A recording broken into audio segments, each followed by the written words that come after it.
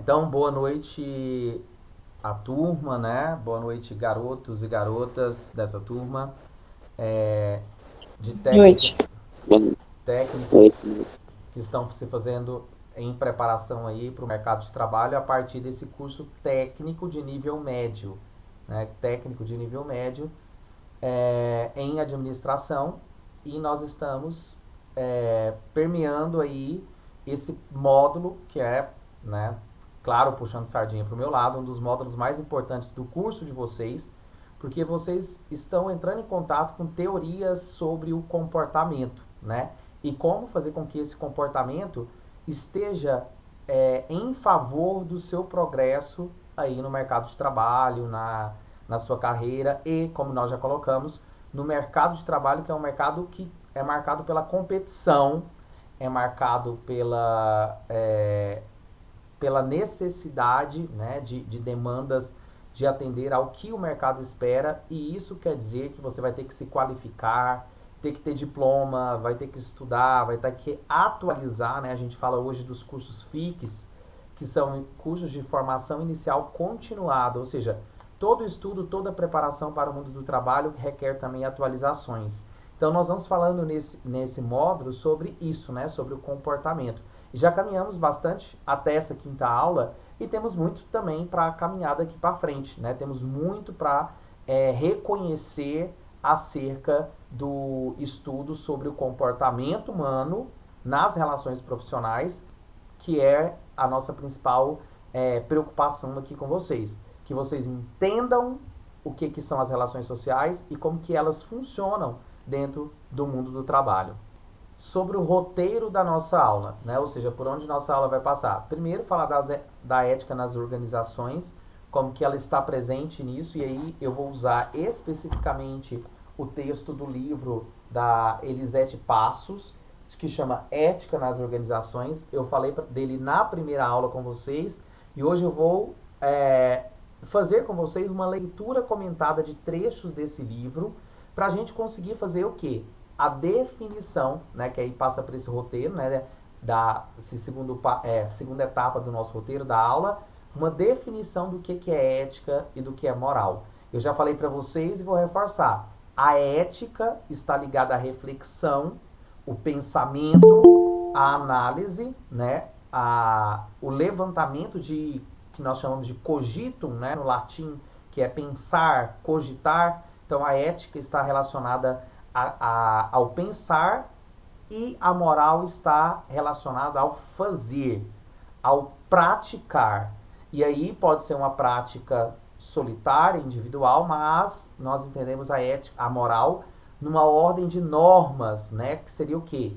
Aquilo que é pensado para ser seguido dentro de certo e errado. Aquilo que é colocado por uma sociedade, por um grupo e até mesmo por uma época como o indicado a se fazer, né? Ou seja, o moralmente aceito, o que é moral. Então, a ética, pensamento sobre o comportamento. A moral, a prática desse comportamento. E essa prática pode ser no individual ou na coerção social, que é o que nós chamamos aí de fato social, né? O que é o fato social? Nós já falamos disso nas últimas aulas. Eu vou considerar isso certo e errado, porque isso consta como um fato social. Isso consta na minha vida como uma condição da minha sociedade. A minha sociedade me coloca o que eu creio e o que eu valido como o melhor comportamento a ser seguido.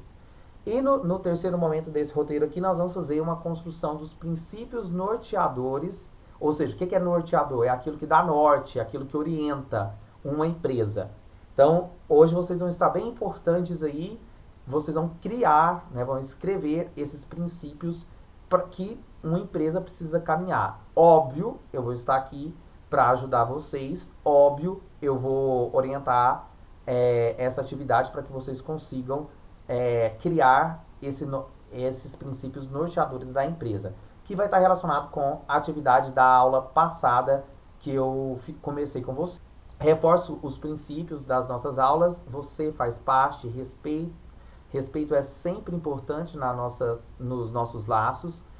Fale com educação e aguarde o seu momento de fala. 3. Ajude os colegas e as colegas. 4. Cuide do material coletivo como parte do seu particular. E 5. Dê o seu melhor. Então, nós estamos sempre norteando as nossas aulas nesses princípios, né? De pertencimento, cada um de vocês fazem parte, eu faço parte dessa equipe, que nós estamos estudando juntos. Todo mundo tem momento de fala, não é só o professor que fala. E aí, o que valida o lugar de cada um é o respeito, né? Falar com respeito, escutar e aguardar o momento de fala, né? Então, você vai escutar o outro. O que valida a sua fala é a escuta que você faz do outro. E também essa noção de solidariedade, ajudarmos uns aos outros no nosso processo aqui de ensino-aprendizado. E cuidar aí do que é coletivo. A aula é de todos, né? Essa aula é para vocês todos. Ela é sua porque ela é de todos. Então, por isso a gente tem que dar o valor no coletivo como parte nosso do particular, porque o que é de todos é também nosso. Então, dê o seu melhor aí e vamos ter uma excelente aula e eu estou bem empolgado para saber finalidade. A expectativa de aprendizagem da aula de hoje, né, fica reconhecer a importância do gerenciamento de pessoas nas organizações profissionais.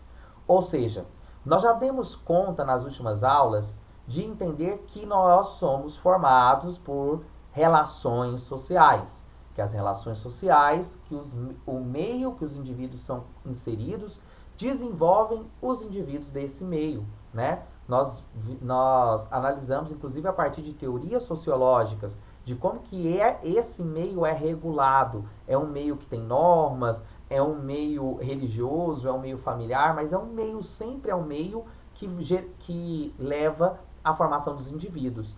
E aí, hoje a gente vai entender e reconhecer isso, né? E aí a nossa habilidade, a nossa expectativa, ela é audaciosa. Não é só ver, é reconhecer que é importante que a gente consiga organizar cada vez melhor, cada vez mais justo, cada vez mais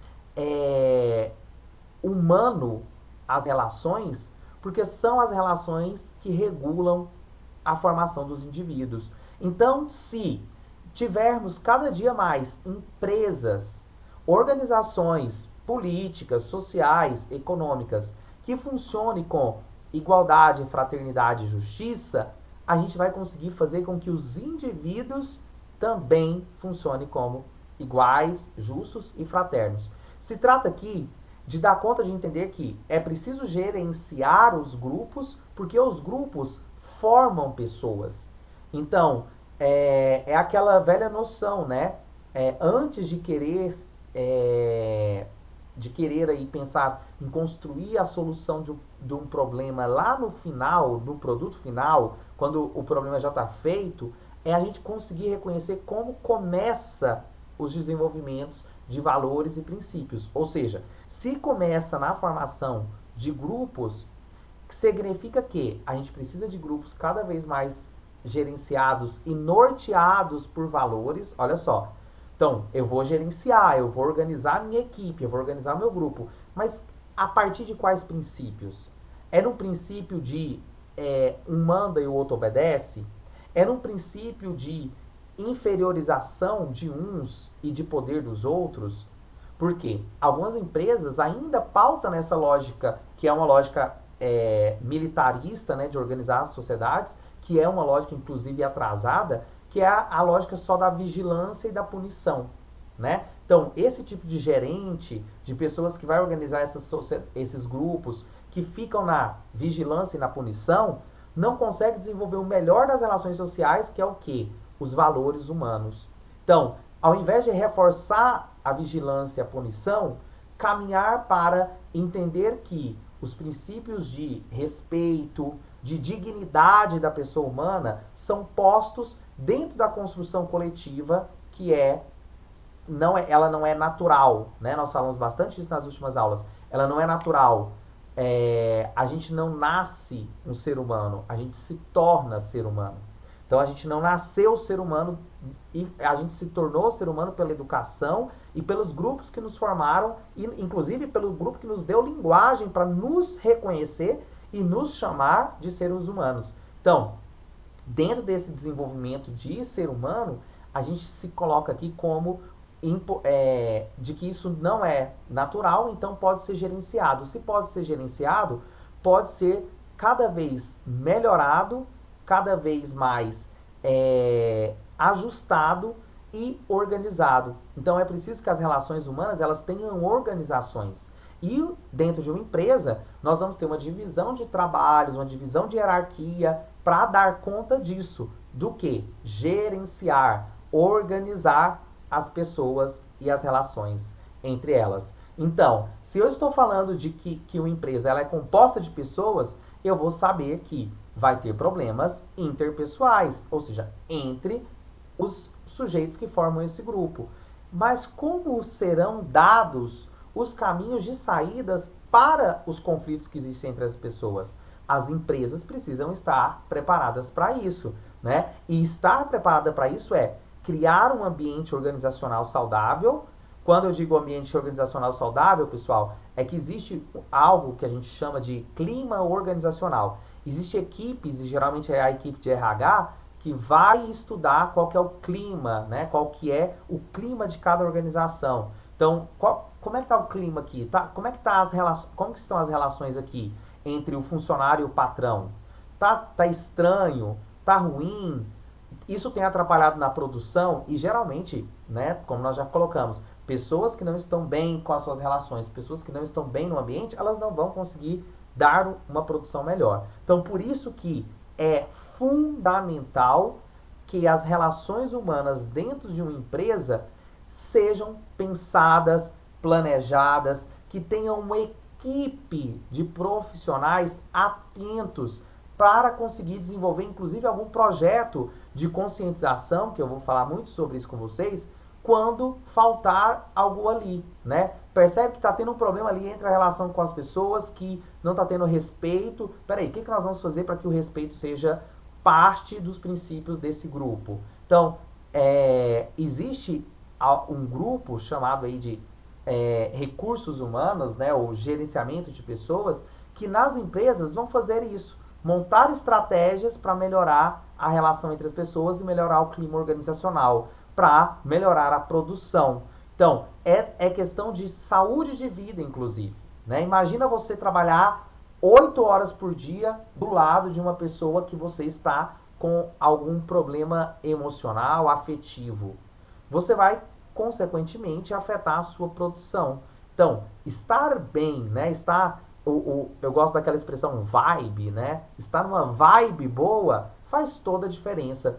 Para uma aula, faz toda a diferença. Para um trabalho, né, de uma empresa, faz toda a diferença para a produção. Então, essa vibe boa, ela vai acontecer quando houver organização. E essa organização ela é feita pelo gerenciamento de pessoas. Pessoal, até aqui alguma dúvida? A frase do Dalai Lama, né, diz o seguinte: tire, arrume e organize. Nada te toma mais energia que um espaço desordenado e cheio de coisas do passado, o que já não precisa. Ou seja,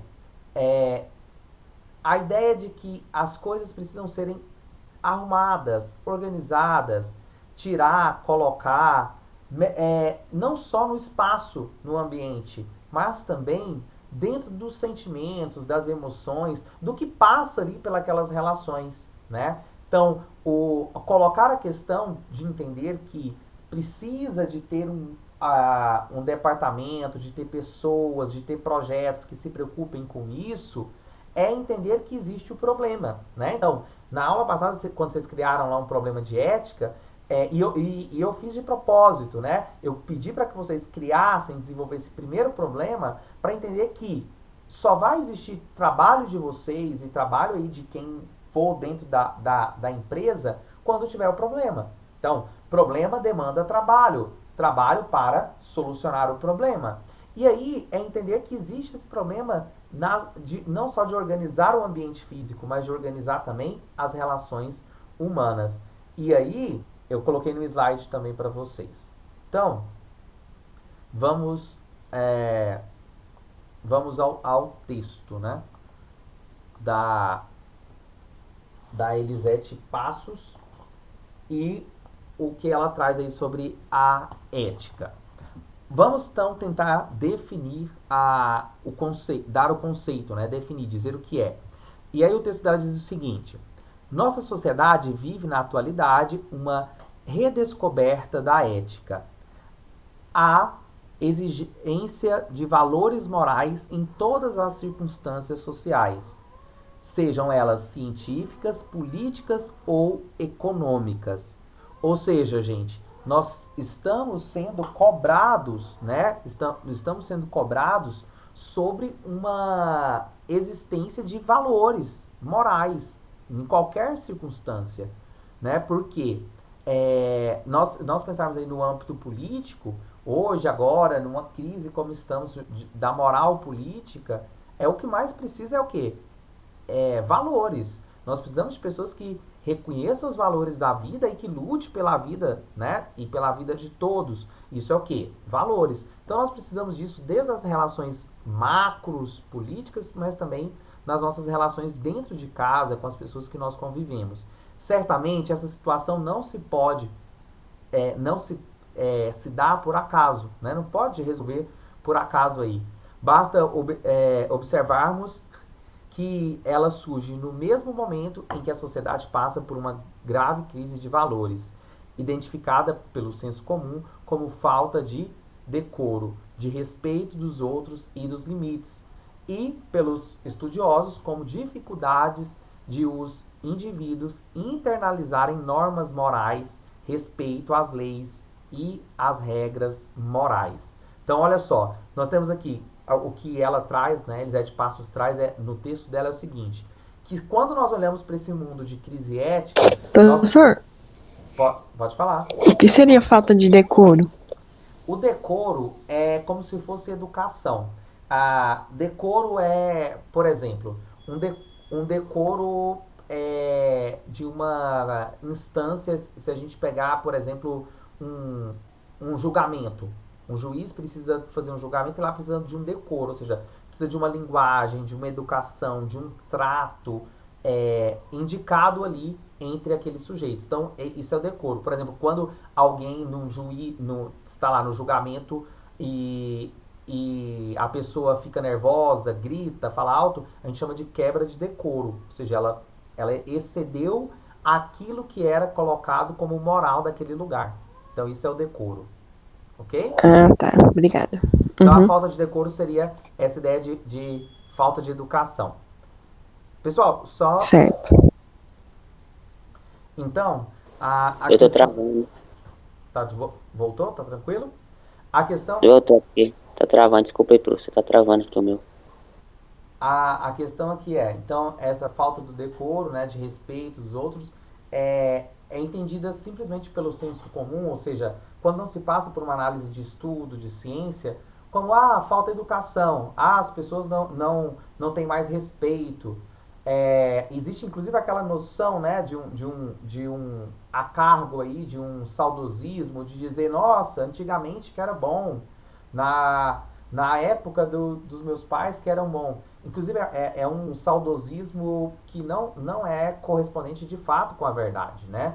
Porque a gente tem que entrar numa relatividade muito grande de quem era esse sujeito, qual era essa família, de qual família ele está falando, né? Então, assim, de qual momento ele está reduzindo a experiência dele, do respeito que ele tinha com os pais, com os avós, como se fosse algo que acontecia em todas as famílias daquela época. Então, é preciso relativizar essa questão do tempo e também relativizar algumas dificuldades do que há de construção da sociedade contemporânea para apresentar diversidades de escolhas. Por exemplo, no Eu tinha passado. feito, professor, desculpa aí. Oi? Eu tinha feito no começo das nossas aulas, você lembra que eu tinha... E, e aí, é entender que nesse processo de formação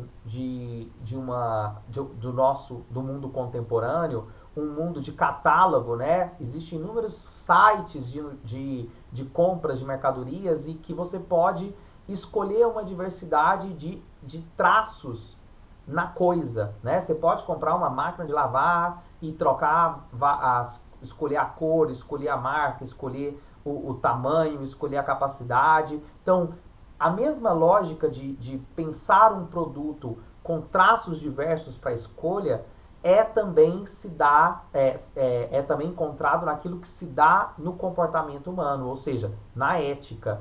Então, talvez de fato, em um passado, num olhar saudosista, para uma moral conservadora do passado, a gente entende que era mais fácil viver porque existia o papel do homem, o papel da mulher, o certo é isso, nasceu, cresceu, faça isso, seja assim, siga isso, né? Faça a noção de ter uma vida pré-moldada em uma sociedade que tinha uma conservação de moral, de costumes, e agora, aberto um leque de possibilidades de a família ser diferente, religiões diferentes, um outro olhar, a possibilidade do mundo contemporâneo de mostrar novos campos, inaugurou também outros olhares. E com esses outros olhares, o desenvolvimento do que nós percebemos sobre essa necessidade de estudar melhor como se dão os comportamentos.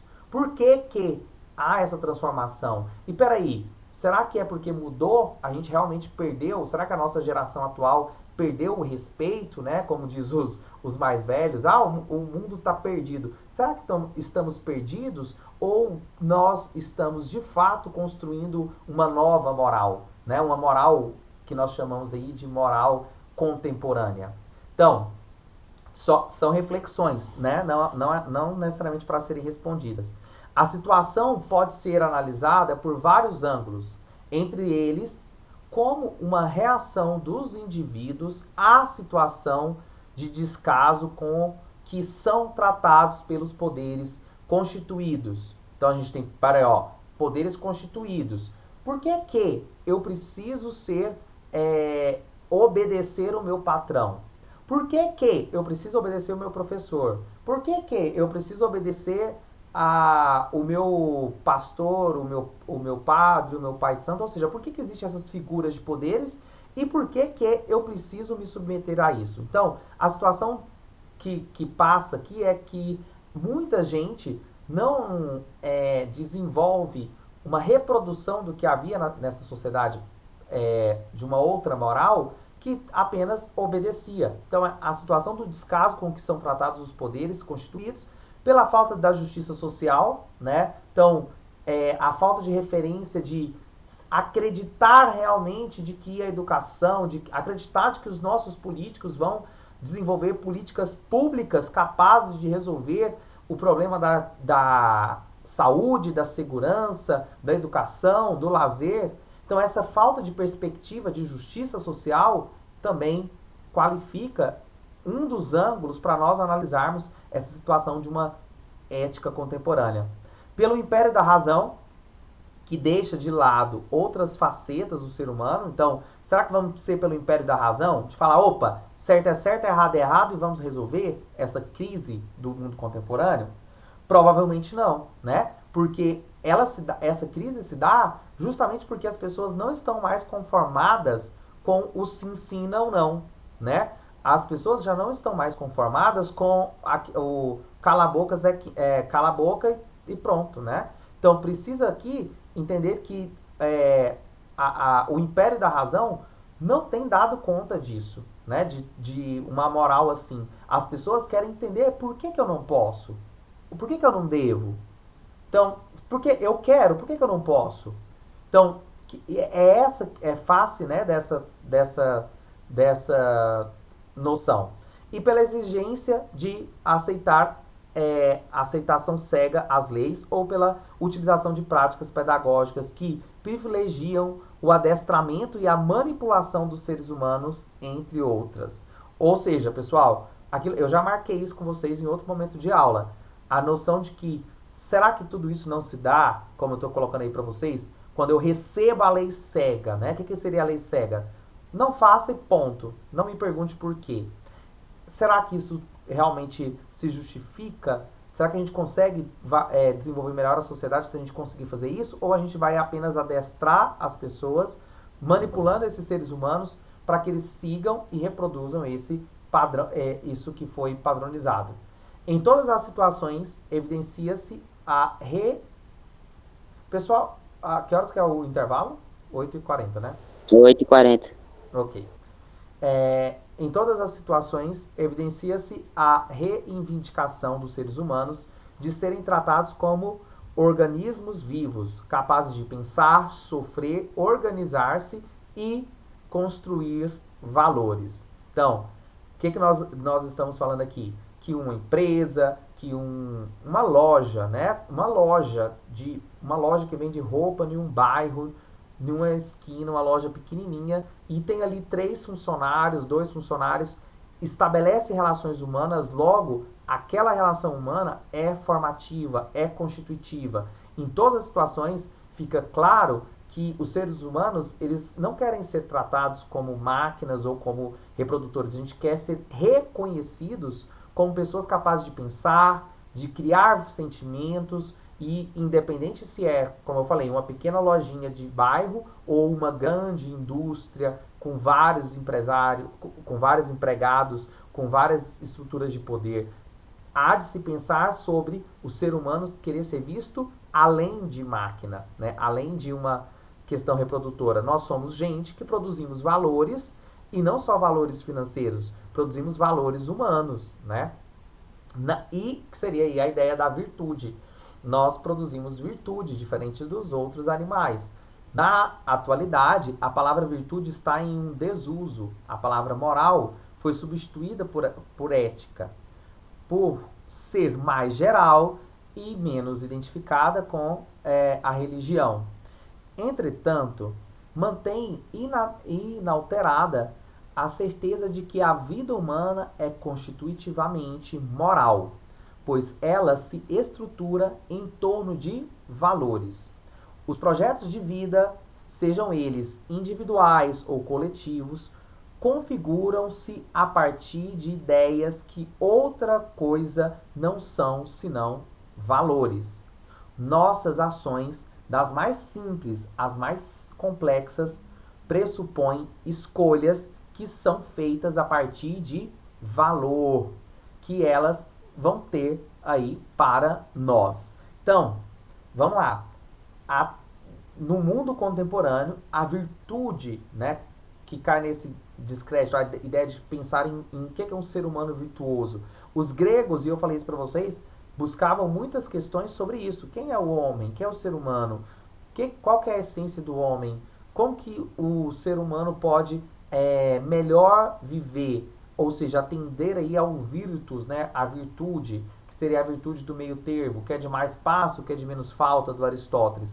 Agora nós pouco ou nada usamos a palavra virtude, como eu já marquei também em outro momento com vocês, a palavra virtude ela entra no mundo depois do século XV mais como santidade, né? Os pecados entra como os vícios e virtude e santidade. E aí, hoje a gente tem um pouco uso dessa palavra, e aí a gente vê como que a palavra moral ela é substituída pela ética. Como assim? Quando nós pensamos em ética, é reflexão. Só que as pessoas vão dizer, as pessoas, ao invés de falar, a pessoa não tem ética, ou seja, a pessoa não pensou no que fez, ela vai falar, ela não tem moral. Já cobra dela não a reflexão, cobra dela a ação, né? Raríssimas vezes você vai ouvir as pessoas falando isso, né? Nossa, fulano não tem ética. Não, mas falar que não tem moral é mais comum. Por quê? As pessoas cobram mais a prática do que necessariamente a reflexão sobre essa prática. E aí, o que seriam os projetos de vida que a gente tem que pensar, gente? Todo o indivíduo deve reconhecer quais são as suas possibilidades de construir o seu projeto, né? E dar nisso o seu valor. Quando nós pensamos, por exemplo, que alguém vai, sei lá, te pede, me dê seu celular, você vai pensar, opa, ele tem um valor, eu vou dar o celular para esse indivíduo que está me pedindo e eu vou ficar sem. Então, você acaba de fazer uma escolha marcada no valor da coisa. Só que não só são coisas que a gente dá valor.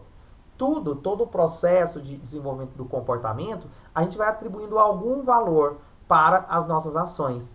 E é sobre esse valor que a gente vai construindo aí o que seria de algo maior, né? O nosso valor maior, o nosso valor enquanto pessoa, enquanto profissional. Então, o que você dá valor, como você vai dar valor, se refere à construção do que é o seu valor. Então, na hora de escolher alguma coisa, quero, devo, posso, né? A marcação que já coloquei do Cortella para avaliar o que é ética. Quero, devo e posso. Tudo isso vai ser escolhido a partir dos seus valores. E a gente já marcou isso também nas nossas aulas. Um indiano, na hora de decidir se ele quer, se ele deve ou se ele pode, ele vai consultar os valores socialmente construídos para ele e por ele, na jornada de vida dele. Idem, cada um de nós aqui. Né? Nós vamos utilizar do nosso embasamento no construto dos valores sociais que nós tivemos e vamos decidir aí, quero, devo e posso. Isso é o valor. Então você vai consultar o seu valor. O que é um valor? Moralmente, quando falamos em valor, vem à nossa mente ideias como honestidade, bondade e justiça. Assim como podemos pensar em beleza, lucro ou utilidade. O que nos faz lembrar que podemos falar de valores em várias espécies estéticos, políticos, jurídicos, morais. Que os valores podem ser morais ou não morais. Alguém ligou a câmera? Queria falar alguma coisa? Não, foi eu não. Então, os valores não morais diferem dos valores, sobretudo, por... Peraí, deixa eu voltar aqui pro... Os valores não morais diferem dos valores dos morais, sobretudo, por possuírem uma base real, um substrato material. Por exemplo, a água, o ar que respiramos, uma cadeira, um prato de alimento possuem um valor. Contudo, ele só se tornará realidade na relação com o ser humano que, em sua articulação cultural, dirá se aquela coisa é útil, bonita, confortável ou imprescindível à vida. Então, valor das coisas materiais é até fácil de você entender, né? Por exemplo, eu não uso, para mim não tem valor nenhum uma chave de fenda porque eu não trabalho com uma chave de fenda. Mas para um profissional que necessita dessa ferramenta, aquele material é um substrato imprescindível. Logo, ele tem um valor muito maior para aquele sujeito do que para mim.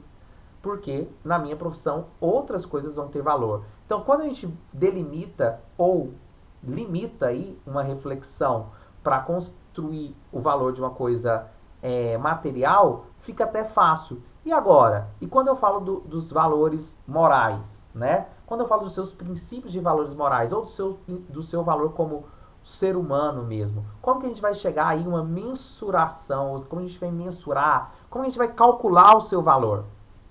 Né? Aí você diz, nossa, o meu valor não tem preço, eu sou impagável, nem o dinheiro me compra, né? E aí, esse mesmo sujeito que diz nem o dinheiro me compra, é capaz de não voltar para devolver 15 centavos a mais que recebeu no troco. Ou seja, aquele que não tinha moeda que o pagava, vendeu todo o seu valor por 15 centavos. Então, os valores morais, diferentemente dos valores não morais, não possuem substrato material e só existem nos atos e produtos humanos, tais como comportamentos, interações sociais, decisões tomadas no produto e aplicação desses atos. Deles, podemos falar em justiça, honestidade ou integridade. assim como em responsabilidade. Os valores morais são exclusivos do ser humano, pelo fato de se pressupor que esse seja responsável pelo que faz e, para isso, que seus atos tenham se dado de forma livre e consciente. Olha só, pessoal, pressupõe que para que a gente consiga julgar de fato os valores morais de alguém, estes tenham se formado a partir de liberdade consciente. E aí eu volto a uma pergunta que eu tenho insistido com vocês bastante. Será que nós podemos cobrar uma moral, uma ética de quem não teve a oportunidade de construir, de se construir com aqueles mesmos valores que elas estão sendo julgadas, né? Então, quando nós falamos de liberdade, igualdade é inclusive no acesso à formação de habilidades morais, né? Será que aquele sujeito, qual tipo de sociedade que aquele sujeito encontrou como realidade que o definiu dentro desse campo moral? E aqui não se trata necessariamente de perdoar um bandido, tá? Não se trata do perdão do bandido, mas de reconhecer que a solução passa pela formulação de uma nova realidade. O Marx diz o seguinte: os sujeitos são formados pelas circunstâncias. Logo, o que mais precisamos fazer é criar circunstâncias justas, igualitárias e fraternas. Não adianta condenar o robô de guerra se a gente não é capaz de identificar e de operar em quem programou esse robô. E aí volta a nossa história sobre fatos sociais. Então, isso são a noção de valores, né? O sujeito age a partir de valores formados pela sua realidade, pelas suas circunstâncias. E aí vamos definindo o que é moral e ética. Etimologicamente, ou seja, olhando para o significado da palavra, né? Etimologia é uma área das ciências das linguagens que estuda de onde que veio a palavra. Etimo significa palavra. Logos significa pensar, razão, estudo. Ou seja, é estudar a palavra. Então, etimologicamente, o que eu acabei de fazer aqui foi uma etimologia. Ou seja, eu estudei a própria palavra etimologia, que é olhar a raiz da palavra, né? Da onde que essa palavra vem. Então, as duas palavras, moral e ética, possuem origens distintas e significados idênticos. Moral vem do latim mores, que quer dizer costume, conduta, modo de agir. Enquanto ética vem do grego ethos, e do mesmo modo quer dizer costume, modo de agir. Então, moros, se a gente pegar a origem apenas das palavras, elas têm o mesmo sentido, comportamento. Tá? As duas palavras estão se referindo a comportamento, modo de vida, modo de viver. Essa identidade existe entre elas, marca a tendência de serem tratadas com a mesma coisa. Contudo, alguns autores, como eles A.S. Vasquez, admitem que, apesar do estreito vínculo que as une, ou seja, de ética e moral parecerem estar falando da mesma coisa, elas são diferentes. Constituem-se em realidades afins, porém diversas. Vejamos em que se baseiam. Pessoal, até aqui alguma dúvida? Tranquilos? Não. Sigamos? Sigamos. Falta só 15 minutinhos para o intervalo. 15? Vamos lá. Para eles, a moral, enquanto norma de conduta, refere-se a situações particulares e cotidianas, não chegando à superação desse nível. Então, é a moral como nessa noção de conduta. A ética é destituída do papel moralizador, ao menos no que diz respeito aos atos isolados, torna-se examinadora da moral. Exame que consiste em reflexão, em investigação, em teorização. Então, olha só, pessoal, a ética em si, ela vai pensar inclusive na moral, ou seja, como que aquele grupo se posta enquanto uma organização de normas, enquanto aí uma conduta mesmo, né? A situação dessa organização dos grupos, moral. Então isso vai ser pensado, né? Alguém vai dizer, opa, tem que proibir isso aqui, porque senão vai bagunçar. Ou vai dizer, não, gente, tem que incentivar isso aqui, porque isso vai melhorar aquilo. Então, essas reflexões são de ordem ética, né? E é por isso que a ética ela tem que passar por essas etapas, né? Consiste num exame de reflexão, investigação e teorização. Quando parte para essa teorização, já entramos no campo de criar regras, criar leis, que é mais moral, né? Vai para o campo da moral. Pode-se aí dizer que a moral normatiza e direciona a prática das pessoas. E a ética teoriza sobre as condutas estudadas, as concepções que dão suporte à moral. São, pois, dois caminhos diferentes que resultam em um status também diferente. O primeiro, de objeto, e o segundo, de ciência. Então, olha só. O que seria o objeto? Eu tenho a regra aqui, proibido jogar lixo no chão. Essa é o objeto, é a moral, proibição.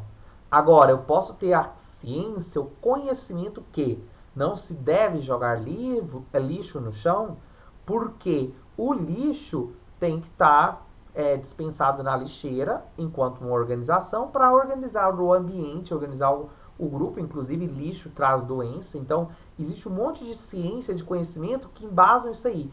Essa ciência, esse conhecimento que embasa, que dá base ao objeto moral, é a ética. Então, de onde deduzimos que a ética é a ciência da moral? Como afirma Sanches Vasquez, obrigado. A ética é a ciência que estuda o comportamento moral dos homens na sociedade.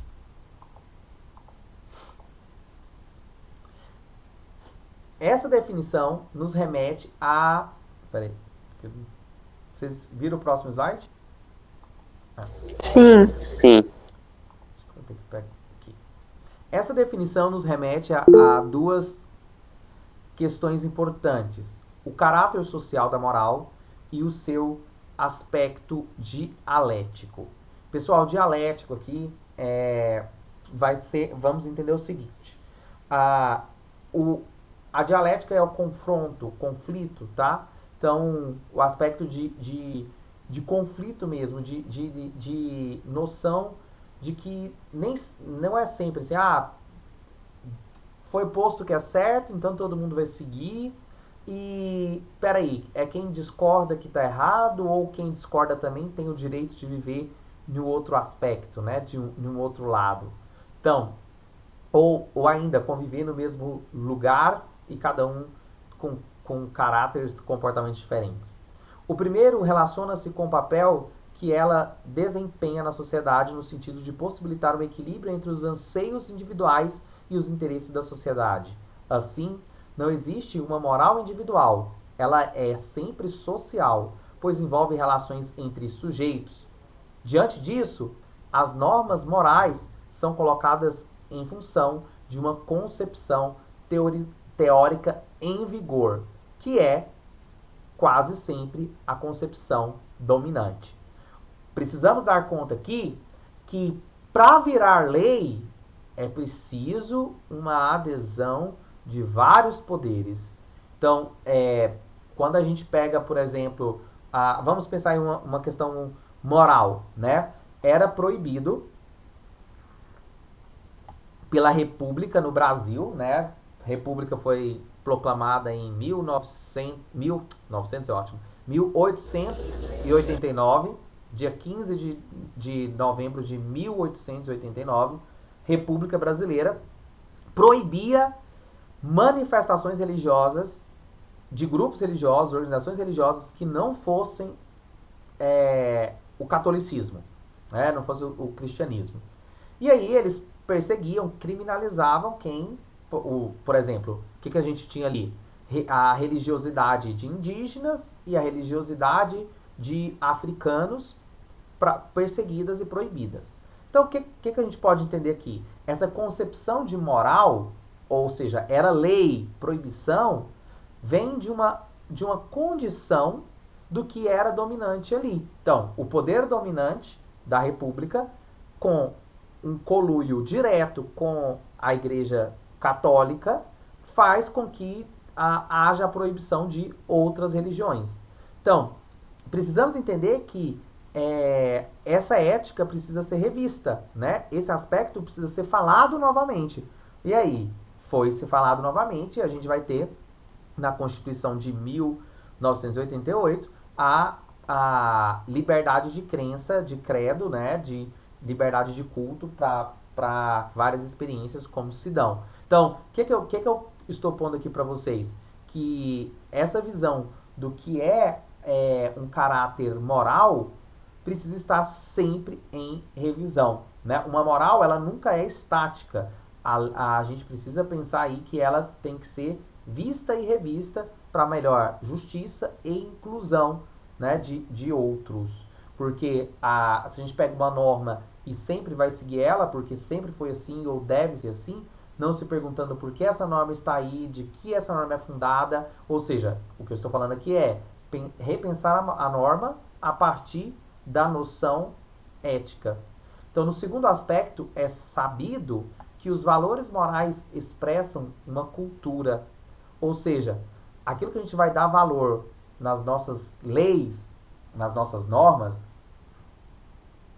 expressa também algo de cultura. Se a gente muda de sociedade, se a gente muda de grupo, a gente vai ter também uma mudança desses valores. Dessa forma, variam historicamente, ou seja, muda na história, pois cada sociedade edifica suas normas a partir das suas crenças. Pessoal, olha o tanto que isso é fundamental a gente reconhecer aqui. Toda sociedade edifica suas normas a partir de suas crenças. Modelo social, formação econômica e social. Então, os princípios de uma sociedade vão estar fincados a partir da sua própria experiência. E nesse sentido que Lima Vaz, numa publicação de 1993, relembra que a ética, aqui entendida no sentido amplo, desde sua acepção inicial, do seu início, ethos, né, o sentido da palavra etimologicamente aqui, ethos, dirige-se à cultura e foi entendida como morada do ser humano, morada do homem, como abrigo protetor do ser humano, ou seja, como a condição de sobrevivência e de convivência social. Por que a questão de sobrevivência? Simples, se você não joga a regra do jogo, você é tirado do jogo. Se você não se comporta tal qual a ética da sociedade que você está inserido demanda, você é excluído dela. E dependendo do seu grau de comportamento, você pode ser até punido por ela, né? Você pode ser tirado do convívio social. Então, a nossa noção a ideia que é um abrigo, é entendido como a morada do ser humano, porque é desse lugar que você pode existir. É assim, ó. É seguindo a regra de trânsito. É sendo assim Professor? que você pode existir. Pode falar. Aí, se eu colocar assim, tá certo, né? Tá, Tipo, repete alguém... o que você falou. A ética seria o pensamento, a forma de pensar, como a gente analisa os valores. E a moral... Isso. Exatamente. A ética é esse pensamento. Quero, devo, posso. E a moral... A moral é as nossas atitudes, é o que a gente coloca em prática a partir do que a gente analisa da ética, a partir dos nossos pensamentos. Sim, perfeitamente. É os costumes, tipo, os hábitos, o que a gente faz, né, as atitudes. Sim. As atitudes o que a gente pratica, mas também ela pode ser entendida como a norma, né? O que a gente deve praticar. Então o que a gente pratica. É verdade. Mas ela também é um quê de o que deve ser praticado. Porque aí entra as leis. Entendeu? Opa, professor, desliguei o microfone sem querer. Então, pode ser caracterizado também como as normas do ambiente, né? Tipo, como você deve agir ali. Sim, sim. Tá. A ética está para a reflexão, para o pensamento, e a moral está para a prática, para a ação, para comportamento, que pode ser um controle de leis, de normas ou de costumes, de hábitos. Então sigamos. A sobrevivência humana demanda condições materiais de vida, como também de normas de conduta. Então olha só, a gente precisa comer, né? A gente precisa de condições materiais. A gente precisa fazer a vida a partir da produção da matéria mesmo, fazer vida, plantar, colher, né? E extrair aí a nossa energia a partir da matéria. Mas a gente também precisa de que a vida tenha essa regulação moral, que são formuladas pelas sociedades e servem para colocar limites nos desejos e ambições individuais e dirigi-los para uma relação equilibrada com as necessidades sociais. Pessoal, nós temos aqui um conceito fundamental para a gente entender a moral. A moral, ela interdita aquilo que é pulsão selvagem. A moral, as normas, elas interditam o que é pulsão selvagem. Ou seja, os desejos humanos daquilo que são enquanto natureza, enquanto desejos, ambições, pulsões, eles são interditados pela formulação das normas sociais. Então, e para que eles são interditados? Para que haja uma organização, uma direção das relações, buscando aí o equilíbrio e até a própria possibilidade de viver em sociedade. Então, por exemplo, a pulsão, o desejo de matar é regulado por uma proibição de que se você matar, você vai ser preso, julgado e depois, se for o caso, condenado. Se não for num caso por exemplo, de legítima defesa. Então, a sociedade ela vai formular moral que interdita os desejos e as ambições individuais e dirige esses interesses, essas ambições, para uma relação total, coletiva. No dizer de Lima Vaz, o domínio da physis, que é a física, né, ou o reino da necessidade, é rompido pela abertura do espaço humano do ethos, que é a ética, no qual irão inscrever-se os costumes, os hábitos, as normas e os interesses, os interditos, os valores e as ações. Então, vocês entenderam essa ideia de como que a sobrevivência humana demanda essa condição de construção da matéria, mas também de normas que regulam os desejos, né, as ambições humanas para um único fim, que é o que é colocado nos valores sociais, né, na moral. Tá claro até aqui? Sim. Então, Sim. Tipo assim, a gente é limitado pelas normas, que é isso. a moral. Isso. Né? E essas normas elas foram avaliadas para tornar a vida social possível. As normas Tá. foram pensadas, ou seja, passou pela ética da possibilidade da vida. Então, tais normas explicitadas no modo de agir das pessoas. O professor, intervalo. Voltemos então. A gente continua então falando que tais normas explicitadas no modo de agir das pessoas, a princípio, podem parecer absolutamente individuais, por constituir em uma ação praticada por um sujeito a partir dos seus posicionamentos no modo e de uma decisão por eles tomada.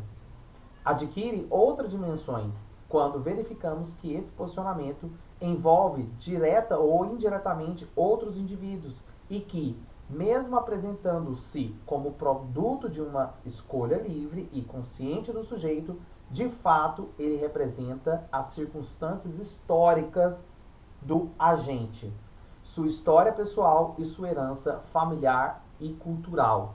É daqui, pessoal, que a gente pode aqui lembrar do que fez a Hannah Arendt, que é uma judia na época do nazismo, que fez o acompanhamento de um julgamento que houve no Tribunal Internacional da ONU, de julgar o Eichmann como um responsável por mortes na época do nazismo, um genocídio, né, responsável por parte de genocídio que aconteceu na Segunda Guerra Mundial.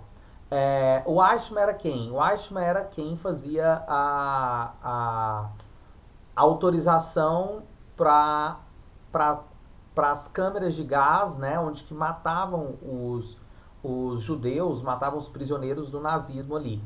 E a Hannah Arendt era uma judia, ou seja, ela foi perseguida pelo nazismo e por isso que ela estava nos Estados Unidos, ela se estabeleceu nos Estados Unidos como repórter, como jornalista, escritora, colunista em jornal, a partir dessa fuga do próprio nazismo. E aí ela foi acompanhar a escrita disso. E aí a filósofa Hannah Arendt, ela fez uma interpretação exatamente aqui, que o sujeito ali era ético, né? O sujeito, por mais que ele era extremamente contrário aos princípios e valores humanos, ele era ético, porque ele tinha consciência do que era a demanda dele enquanto parte daquele grupo. Então, significa que ele correspondia àquilo que ele era um agente histórico daquela circunstância. Um agente, ele era um funcionário, ele era alguém limitado a aquelas circunstâncias do seu cargo. E enquanto cargo, né, então enquanto dever, o que era dever dele enquanto um nazista, ele fazia muito bem. Aqui nós temos um conflito ético, né, absurdo entre o que obviamente, o valor, o princípio da vida humana e o que foi a desgraça absoluta e devastadora que foi a Segunda Guerra Mundial para a história da humanidade, para a história da dignidade humana, né, da gente ter constituído poderes absolutos, poderes fascistas e nazistas na história, né? Temos também o fascismo na Itália, que tem igualmente essa perseguição aos outros que são diferentes e quer fazer um Estado que seja hegemônico, né, de um comportamento só, de valores e princípios de um grupo só, como uma forma de organizar a sociedade, né, apagar as diferenças e matar quem não é do nosso, né, um sangue puro, que foi o que propôs aí o Hitler e a história do nazismo.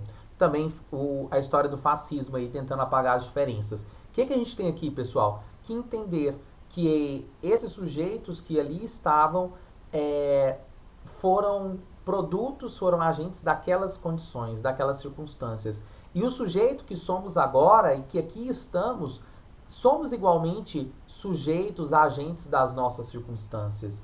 Por isso que, volto a dizer, quando nós acreditamos na construção de uma moral justa, igualitária e fraterna, é entender que os grupos precisam criar circunstâncias de que os indivíduos se sintam confortáveis, se sintam bens e tenham aí a sua dignidade garantida em qualquer grupo que você for, um grupo de trabalho, um grupo religioso, qualquer grupo que você for compor, você tem que ter a garantia da sua dignidade e isso estabelece um campo de definição de cada vez mais nós termos uma sociedade livre, consciente, em que as pessoas possam ser elas mesmas, possam viver a partir de suas próprias consciências e não a partir de uma consciência que diz como elas têm que ser, né? Que tira delas a liberdade de escolha, a liberdade de viver aí. E aí pensar que se a gente tira as circunstâncias de guerra, de competição, as circunstâncias desse tipo de princípio, né, próprio inclusive da circunstância do capitalismo, a gente vai ter uma nova sociedade, né, estruturada a partir de outros valores. e valores realmente humanos, né? Valores que dão ao outro a dignidade de existir e cobra a sua própria dignidade, né? Eu tenho falado isso muito para vocês, cobrar também, né? É necessário não só abrir o passo para que tenhamos ambientes mais éticos, mas que tenhamos pessoas conscientes do que é ético e que cobre isso, né? Que requeira isso, que exija isso, né? Em alguma circunstância, quando ferido da sua dignidade, você, enquanto sujeito, deve estar preparado para interditar o outro e falar: opa, isso não, você está sendo abusivo, não se fala assim. Eu sou o seu funcionário, eu estou aqui te obedecendo porque nós temos um vínculo de trabalho, mas isso não é permitido na nossa relação. Você abusou, isso não é permitido. Esse tipo de tratamento não está na nossa relação. Então, percebe aqui que é uma necessidade de criar de pessoas conscientes para desenvolvermos uma nova forma de relacionamento baseada nessa condição ética de pessoas que não só construam, mas também que cobre essa construção dos grupos que elas vão compor, né? Então, claro, tá claro, pessoal? Tá. Liberdade. Bem. Então, Uhum. já vamos passar aqui. Deixa eu pegar o meu livro. Aqui.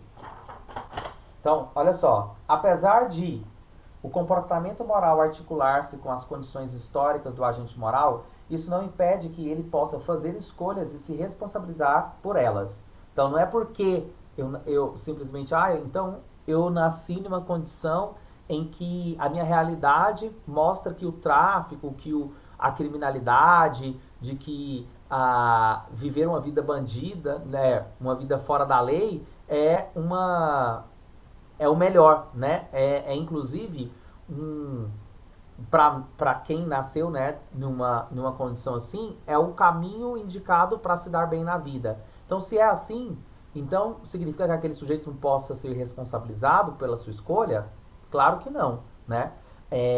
Isso não impede que a gente estabeleça uma reflexão que sinalize, que aponte, que vem de uma construção histórico-social, mas que o sujeito tem sua responsabilidade. Por quê? Porque, como sabemos, como ser humano, a simples aquisição de hábitos, isto porque, como sabemos, com o ser humano, a simples aquisição de hábitos, como acontece com os outros animais, não satisfaz.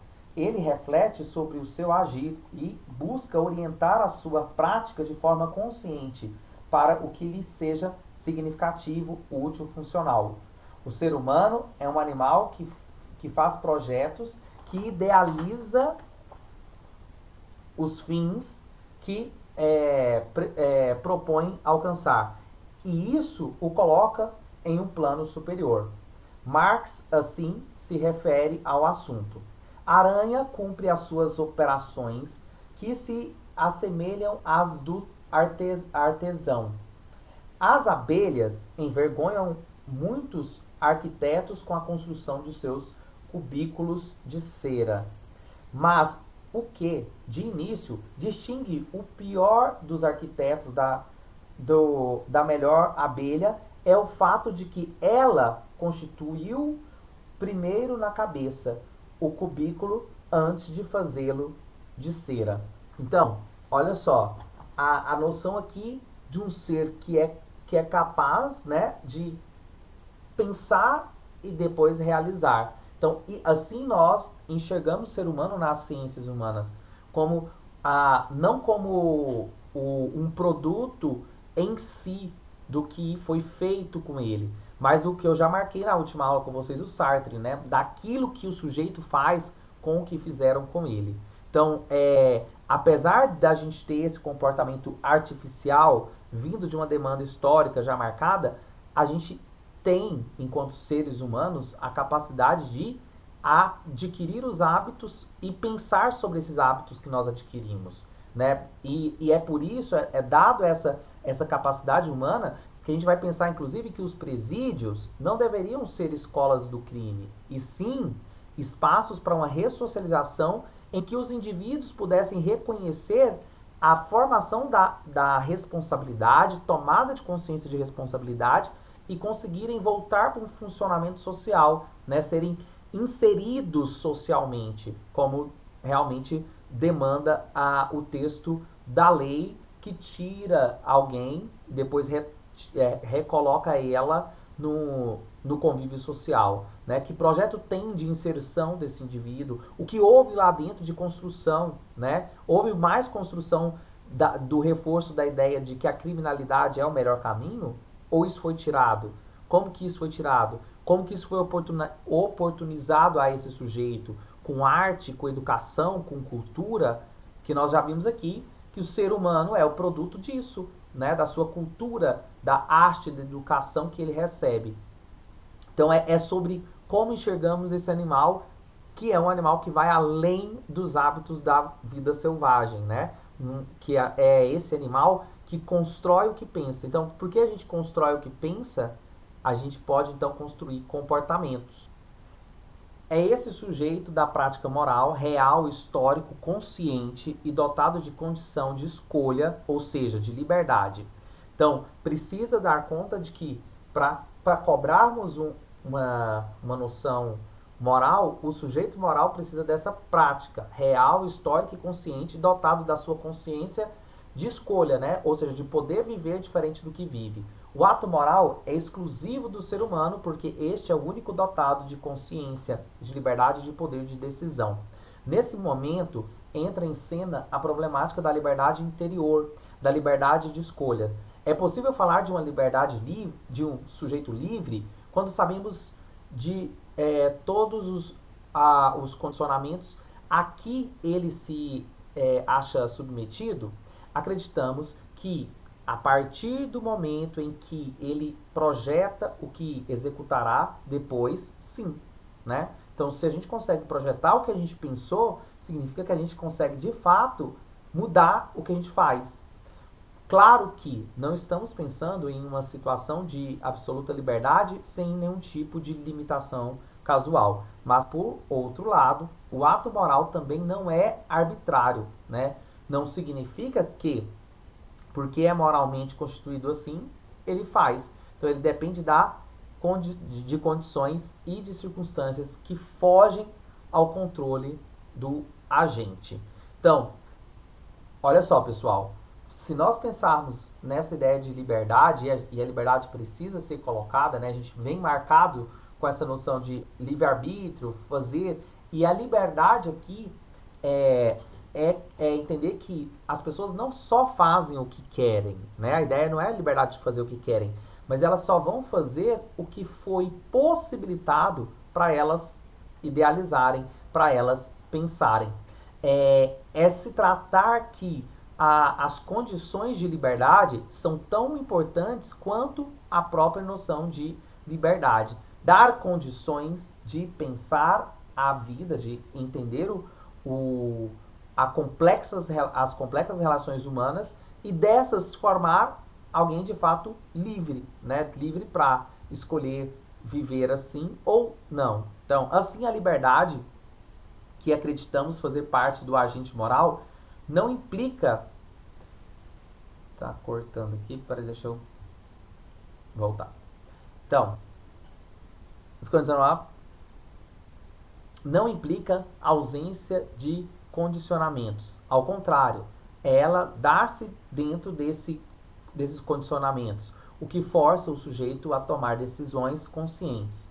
A convivência da liberdade com a determinações caracteriza-se não como uma forma de condição, mas uma tomada de consciência dos determinismos que também compõem o mundo humano. Então, determinismos, né?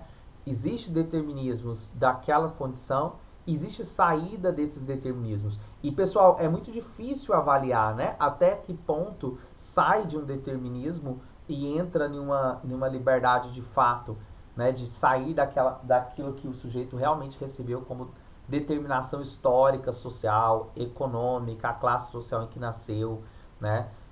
E eu não estou falando nem de castas da Índia, né? Estou falando de relações do grupo da classe econômica que nós nascemos mesmo, né? Filho de quem, né? Filho do trabalhador ou filho do patrão? Filho nascemos filho do comerciante ou filho do industriário? Então, depende muito dessa noção do que foi oportunizado pela classe mesmo. Desse modo, a liberdade precisa ser analisada historicamente e não como um dado a priori. O que é dado a priori? Aquilo que já é dado por natureza e fruto da abstração. Ela surge de condições concretas e de um ser humano real, concreto e operante, capaz de transformar a realidade a partir de suas necessidades. É esse poder que o ser humano possui para coordenar suas ações e decidir acerca de como deve agir, que nos leva a considerá-lo como um verdadeiro agente moral. Ou seja, o ser humano é ele que faz, né, ele tem o poder para dar essas coordenadas das ações. Então, a moral é estreitamente humana, né? Há de se considerar aí a noção de que é, é humano. Deixa eu ver onde que eu passo aqui. Então, agora, quanto à moral. Toda sociedade, por menos... deixa eu diminuir aqui a tela de novo. Toda sociedade, por menor que seja e por menos desenvolvida que pareça, possui seus valores morais, que vão sendo ensinados aos seus membros através da família, da escola, da igreja, dos meios de comunicação de massa. Então, nós aprendemos esses valores morais dentro do que nós recebemos das instituições, instituição familiar, instituição escolar, instituição religiosa, ou ainda, né, do que há pelos meios de comunicação, as informações recebidas também de uma indústria cultural, né, de filmes, livros, tudo isso vai formulando os valores morais. Isso porque eles desempenham um papel fundamental como elemento reguladores do comportamento das pessoas. Em outras palavras, como um elemento determinante do tipo de conduta necessária à sociedade. Então, como você deve ser para existir nesse meio. Como eu brinquei já várias vezes. Qual que é a regra do jogo para você jogar, né? Se você não joga, não está jogando seguindo as regras, você é excluído. Logicamente, esses valores não são claramente impostos pela sociedade. O processo é, de certa forma, sutil e dar-se lentamente. Então, um sujeito vai introduzir uma moral, né? Não é num passe, né, de mágica que vai ser instalado o software moral de funcionamento. Muito pelo contrário, é processual, né? E é feito a partir de vários elementos, vários mecanismos moralizantes, né? Os valores morais são instalados nas pessoas para que elas funcionem dessa maneira, mas não num passo de mágica, né? Não é instalando um chip. Os valores morais dominantes não são decididos voluntariamente por sujeitos individuais.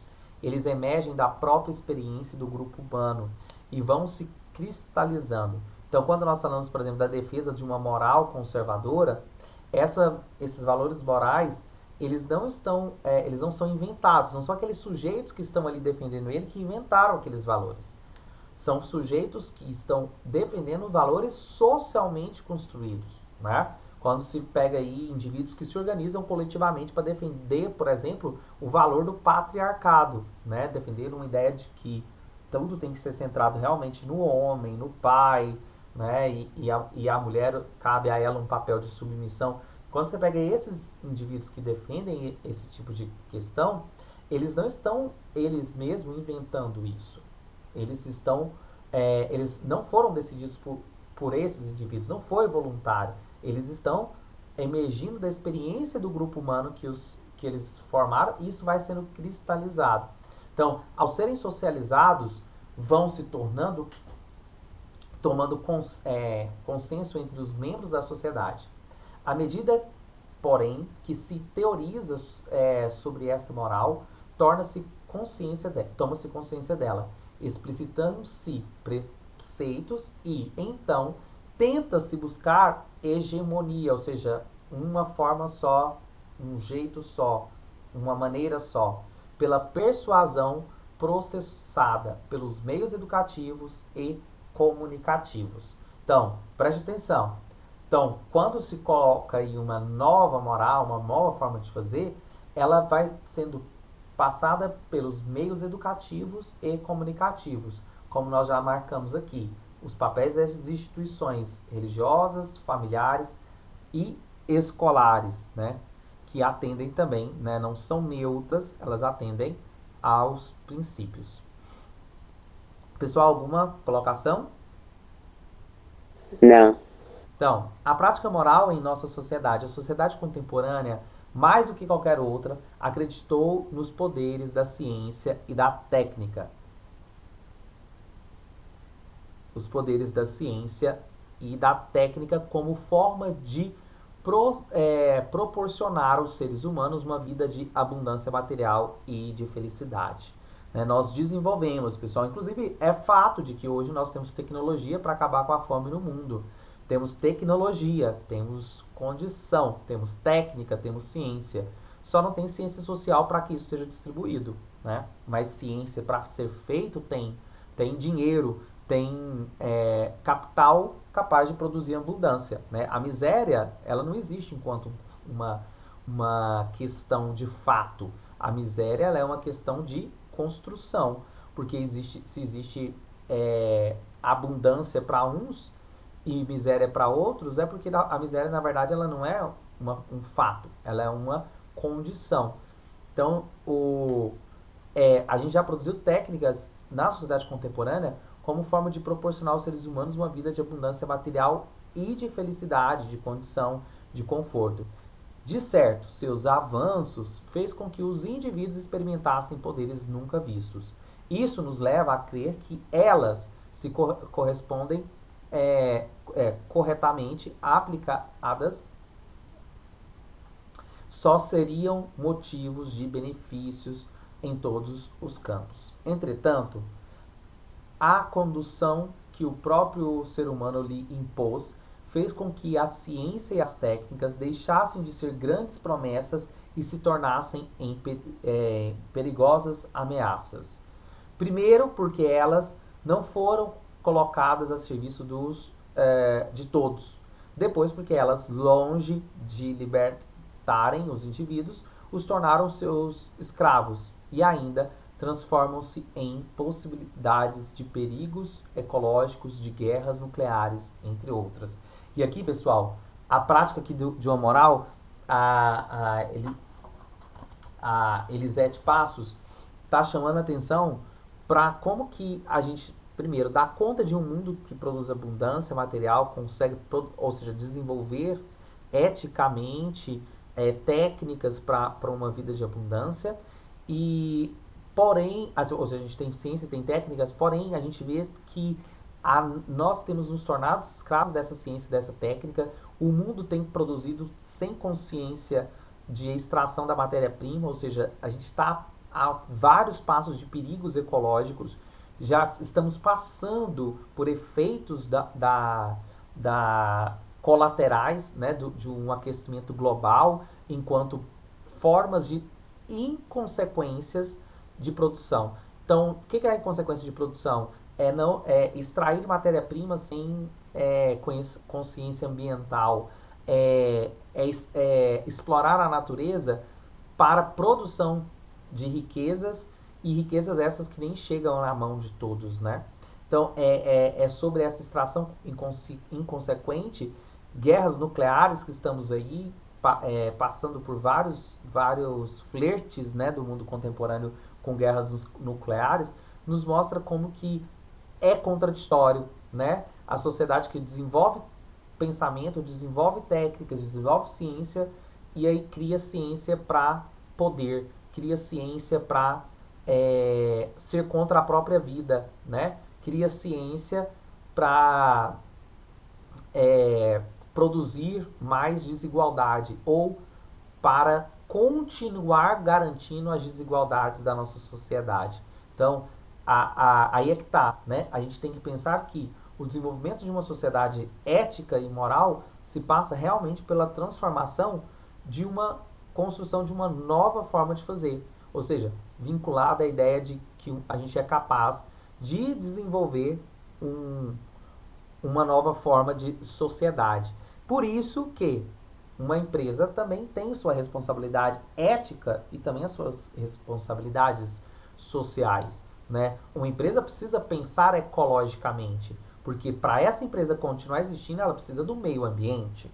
Então, assim, o meio ambiente, ele é de todos, né? É entender aquilo que o mundo oriental não separa tanto como nós ocidentais, que é ter uma visão de que a vida e a produção da vida não se separa, né?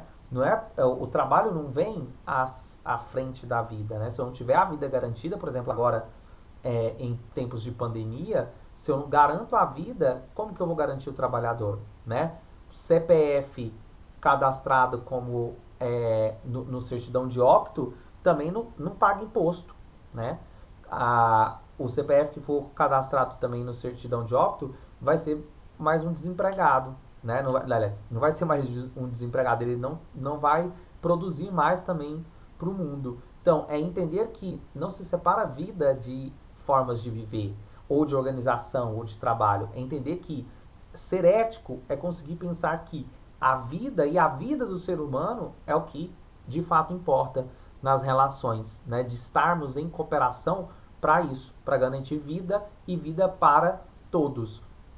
E é nesse princípio, nessa noção do que seria a ética, os princípios, os valores e tudo que nós estamos falando, né, os valores de fato humanos, que é dar valor ao ser humano, vocês vão construir os princípios éticos norteadores daquela empresa que vocês criaram o problema. Então, vocês criaram lá um problema ético de uma empresa e agora eu vou passar para vocês o link e vocês vão responder aí.